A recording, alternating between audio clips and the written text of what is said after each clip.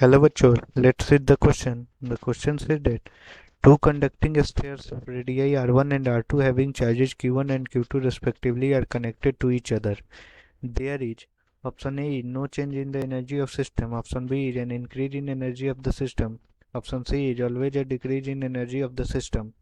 Option D, a decrease in the energy of the system unless q1 r2 is equal to q2 r1. Okay, so we have been given that two conducting spheres of radii r1 and r2.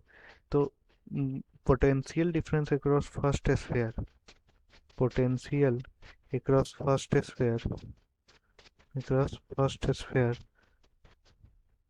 जो v1 होगा वो होगा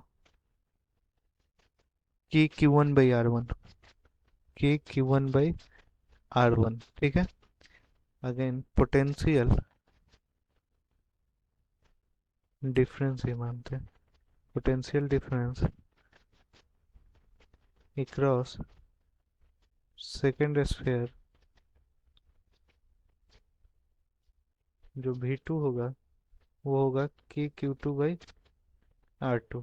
ठीक है, अब देखिए, अब अगर now when there will be no change in the energy of the system, अब यहाँ पे देखिए अगर v1 v2 के बराबर हुआ, if v1 is equal to v2, if v1 is equal to v2, there will be no charge flowing in the system.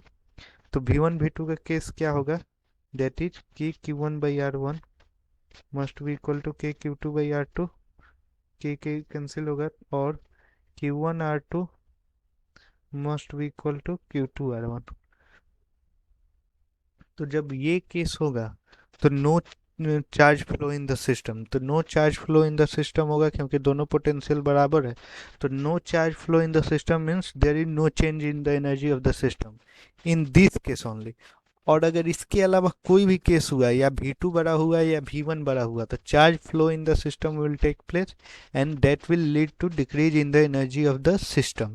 तो हमारा सही आंसर क्या होगा, decrease in the energy of the system unless q1 r2 is equal to q2 r1. हमेशा decrease of energy, हमेशा होगा decrease in energy of system. सिर्फ एक केस में एनर्जी में नो चेंज होगा जब v1 v2 के बराबर होगा, और वो कब होगा, जब q1 r2 is equal to q2 r1. सो हमारा करेक्ट आंसर होगा option D. I hope you understood it well. Best of luck.